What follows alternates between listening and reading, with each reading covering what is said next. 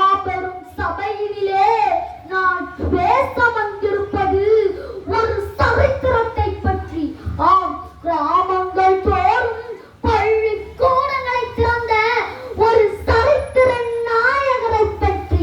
ஆம், உலகம் போற்றும் உத்தமர் பெருந்தலைவர் காமராஜரை பற்றி பேச வந்துள்ளேன். விருதுநகரின் வீரனே, வியக்க வைத்த விந்தையே, பல ஆயிரம் பள்ளிகளை திறந்த பகுத்தறிவு பகலவனே, ஏழைகளின் துணைவனே, மதிய உணவளித்த மனித நேயமே, கருப்பு காந்தியே, கரை வேட்டி கட்டிய போதும் கரைப்பட்டி யார கைகளை உடையவரே, உலகம் போற்றும் உத்தமரே, அவரே எங்கள் காமராஜரே. பெருந்தலைவா, மன்னாதி மன்னா, உமக்கு இனிய பிறந்த நன்னாள் வாழ்த்துக்கள். காமராஜர் அவர்கள் 1903 ஜூலை மாதம் 15ஆம் தேதி விருதுநகரில் பிறந்தார். இவருடைய தந்தையின் பெயர் குமாரசாமி, தாயார் சிவகாமி அம்மையார். இவர் சிறுவயதிலேயே தந்தையை இழந்து விட்டார்.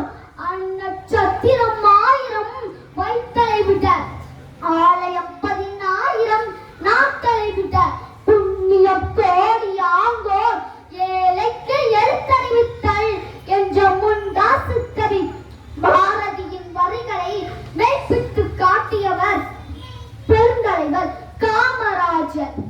முதலமைச்சராக பொறுப்பேற்றவுடன் முன்பு மூடப்பட்ட 6000 பள்ளிகள் மீண்டும் திறக்கப்பட்டன. 12,000 புதிய பள்ளிகள் திறக்கப்பட்டன. சாதிகள் இல்லையடி பாப்பா, குலத்தாட்சி உயர்ச்சி சொல்லை.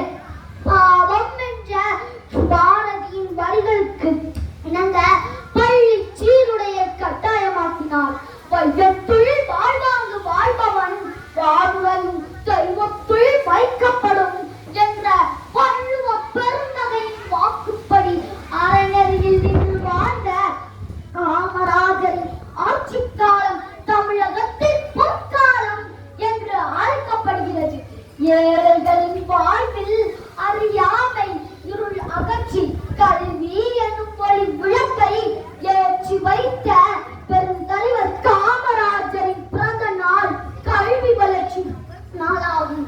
கற்கை நன்றே, கற்கை நன்றே, பிச்சை புகிலும் கற்கை நன்றே என்ற வரிகளுக்கு ஏற்ப பள்ளி வந்த குழந்தைகள் பசியார பிச்சை எடுக்கவும் தயங்க மாட்டேன் என்று சொன்ன உத்தம தலைவர் காமராஜர்.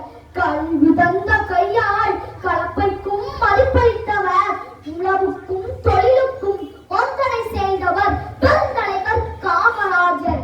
எல்லோருடைய வாழ்க்கையும் வரலாறு ஆவதில்லை. வரலாறாய் ஆனவர்கள் தமக்காக வாழ்ந்ததில்லை என்ற பொன்மொழிக்கேற்ப 1975ஆம் ஆண்டு அக்டோபர் மாதம் 2ஆம் தேதி தனது 72வது அகவையில் காலமானார். இன்று காமராஜர் நம்மிடையே இல்லை. ஆனால் அவர் ஏற்றி வைத்த கல்வி மணல் இன்னும் என் போன்ற அரசு பள்ளி மாணவர்களின் நெஞ்சத்தில் சுடர்விட்டு ஒழுகிறது. அவர் கட்டி எழுப்பிய அணைகளோ இன்னும் நிறைந்து கொண்டிருக்கின்றன. இந்த மாமனிதரின் புகழ் இந்த பூமி உள்ளவரை நினைத்திருக்கும். நீ போட்ட அரசு பள்ளி எனும் வித்து ஆலமரம் விருட்சமாய் வளர்ந்து நிற்கும் தமிழ்நாட்டின் சொத்து. தமிழ் தாயின் தலைமகனே, நீ என்ன